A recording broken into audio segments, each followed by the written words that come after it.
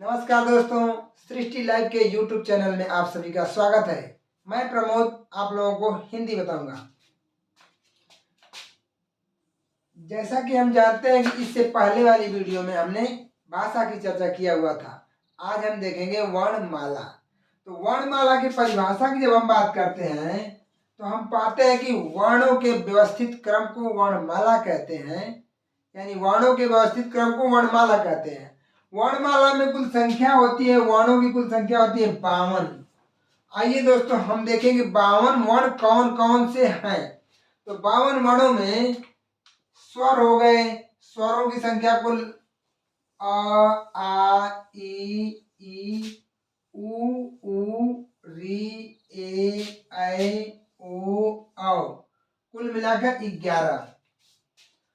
आगे देखते हैं अनुस्वार। एक अनुस्वार हो गया और एक हो गया इसमें विसर्ग। आगे है स्पर्श व्यंजन।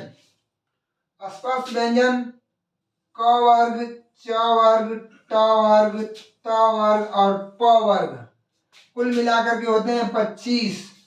वर्ग का मतलब मान लीजिए जैसे क वर्ग है, क वर्ग तो इसमें हो गया क ख ग घ और अंग। एक वर्ग में 5 अक्षर आते हैं, इन्हीं को लेकर के 5 वर्ग इसमें, 5 अक्षर इसमें, 5 अक्षर इसमें, 5 अक्षर इसमें और 5 अक्षर इसमें, 5 अक्षर इसमें, कुल मिला के 25 अक्षर। आगे देखते हैं दोस्तों अंतस्थ व्यंजन। अंतस्थ व्यंजन में आता है य र ल और व, इसकी संख्या 4 है। आगे है उष्म व्यंजन। उष्म व्यंजन में स ह, ये हो गए 4। अगला है संयुक्त व्यंजन। संयुक्त व्यंजनों की भी संख्या 4 है, छ त्र ज्ञ स्र, इनके 4 हुआ। एक है द्विगुण व्यंजन। द्विगुण व्यंजनों की संख्या 2 है, ढ है और ट है, कुल मिलाकर के हमारे हो गए 52। कुल मिलाकर के हो गए 52। और अब आगे हम देखेंगे 52 में से सबकी परिभाषा क्रम से, सबके समूह की परिभाषा क्रम से। तो आगे है स्वर। हम किसे कहेंगे स्वर? तो स्वर हम उन वर्णों को कहेंगे जिनका उच्चारण करने में किसी की सहायता न ली जाती है, अर्थात जिनको स्वतंत्र रूप से बोला जाता है उन्हें स्वर कहते हैं। अनुस्वार हो गया जिनका उच्चारण नाक में होता है, और विसर्ग हो गया है विसर्ग। इन्हें विसर्ग का मतलब ये कि इनका कोई अर्थ नहीं होता है, बट ये किसी अक्षर के साथ या किसी शब्द के साथ लगाए जाते हैं तब इनका अर्थ बनता है। आगे हम देखेंगे दोस्तों स्पर्श व्यंजन। स्पर्श व्यंजन हम इन्हें इसलिए कहते हैं कि स्पर्श करने का मतलब जब हम इनका उच्चारण करेंगे तो उच्चारण करते समय हमारी जिह्वा हमारे तालु से टच करेगी। थोड़ा टच करे, ज्यादा टच करे, ये उनके परिभाषा पे, उनके गुण पे डिपेंड करेगा। बट ये सारे वर्ग जो हैं क वर्ग, च वर्ग, ट वर्ग, त वर्ग और प वर्ग, इनका सारा का उच्चारण करने में हमारी जीवा हमारे तालु से हल्की सी या ज्यादा सी टच करेगी, इसीलिए हम इसको स्पर्श व्यंजन कहते हैं। स्पर्श का मतलब ही होता है छूना।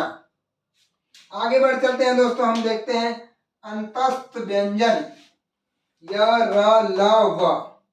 तो अंतस्थ व्यंजन हम इन्हें इसलिए कहते हैं कि इन्हें न तो स्वर न तो व्यंजन, इन्हें स्वर और व्यंजन के बीच की कड़ी कहा जाता है। या तो कहीं कहीं पे हम देखते हैं कि इन्हें स्वर और व्यंजन के बीच की कड़ी कहा जाता है। और आगे हम देखते हैं दोस्तों उष्म व्यंजन। हम इन्हें उष्म क्यों कहते हैं, इसकी चर्चा थोड़ी सी कर लेते हैं।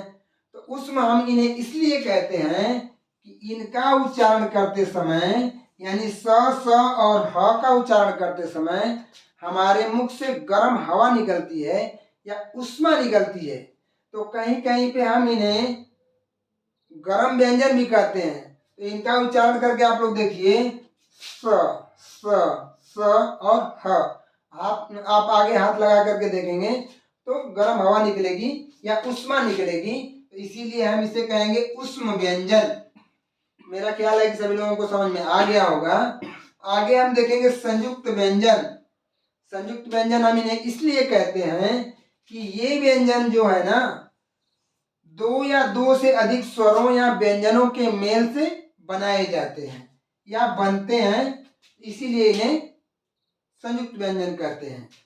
आगे बढ़ चलते हैं दोस्तों, हम देखते हैं कि द्विगुण व्यंजन इन्हें क्यों कहते हैं। द्विगुण व्यंजन, यदि आप लोगों में से जो लोग जानकार व्यक्ति हैं तो हमारे कमेंट बॉक्स में कमेंट करें कि द्विगुण व्यंजन क्यों कहते हैं इन्हें।